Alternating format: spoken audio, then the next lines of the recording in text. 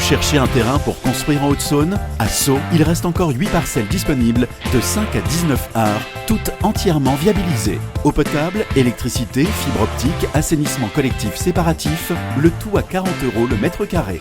Sceaux, c'est l'endroit idéal, à seulement 15 minutes de Lure, Luxeuil et Vesoul. Et sur place, vous retrouvez tous les services du quotidien: santé, commerce, France Service, agence postale. Pour votre futur projet de construction, pensez Sceaux. Renseignements auprès de la mairie.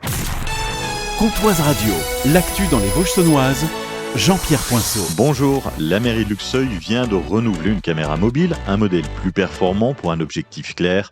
Didier Huat, en charge de la sécurité et de la tranquillité publique. C'est de s'adapter aux incivilités.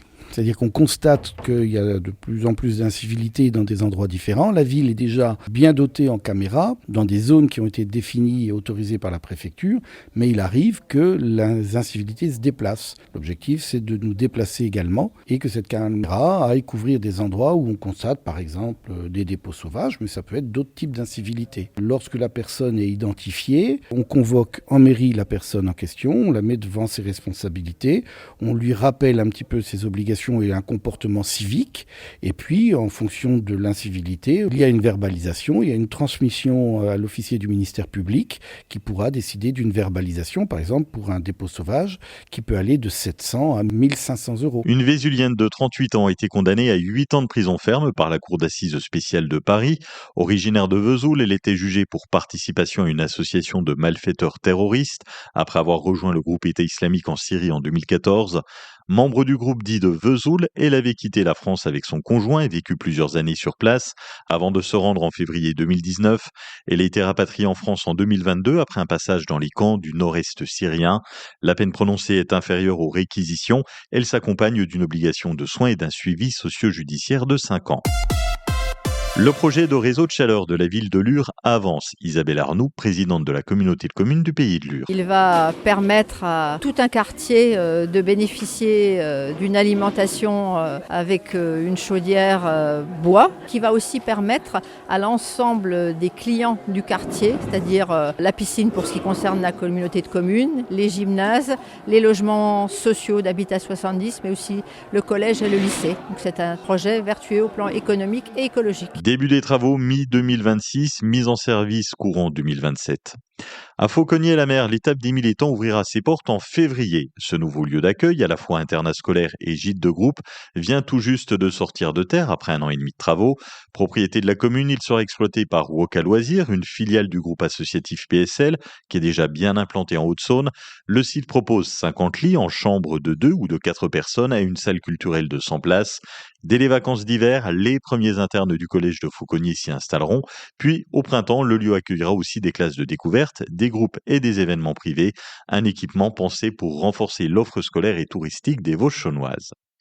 Les artisans du bâtiment haussent le ton en Haute-Saône. Ils étaient reçus ce matin à la préfecture de la Haute-Saône. C'est une délégation de la CAPEB qui y était dans le cadre d'une mobilisation nationale. 3 points de crispation: MaPrimeRénov', avec la fin annoncée de certaines aides dès le 1er janvier, jugées incohérentes pour la rénovation énergétique, la gestion des déchets de chantier avec une éco-contribution payée, mais sans le service promis en retour, et enfin le statut de micro-entreprise que les artisans estiment inadapté et source d'inégalités dans le secteur. La CAPEB 70 demande des règles plus claires, plus stables et des réponses concrètes pour des entreprises déjà fragilisées. Don du sang ce samedi à l'espace Labienus de Luxeuil-les-Bains de 8h30 à 12h30. La collecte se fait avec ou sans rendez-vous. Et puis, quand Noël approche, le Grinch n'est jamais bien loin. Le monstre vert qui n'aime pas Noël. Le film est projeté gratuitement cet après-midi, 15h à l'espace François Mitterrand de Saint-Loup-sur-Semouse. La météo avec l'Office de tourisme de Luxeuil-les-Bains Vosges du Sud. Vivez la magie de Noël à Luxeuil-les-Bains avec notre marché de Noël. Concerts, spectacles, ateliers créatifs pour petits et grands. Fêtez Noël à Luxeuil-les-Bains ce vendredi, samedi et dimanche. C'est une après-midi nuageuse dans les Vosges saunoises, 7 degrés à Sceaux, Mairon-Courcharette et Saint-Loup, 8 de Lure à Luxeuil, 9 degrés à Ormois chez la Neuvelle-les-Lures.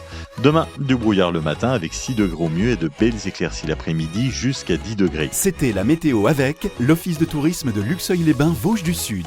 Noël à Luxeuil, c'est aussi notre apéri-féerie ce samedi midi. Un moment musical et convivial autour des saveurs de Noël. Programme complet sur www.luxeuil-vosges-sud.fr. Bon après-midi sur Comtoise Radio. La piscine intercommunale Nautilure, ce sont des cours coachés, des animations, des agrès et des événements 7 jours sur 7. Toutes les actus sur notre page Facebook ou sur pays-2-lure.fr.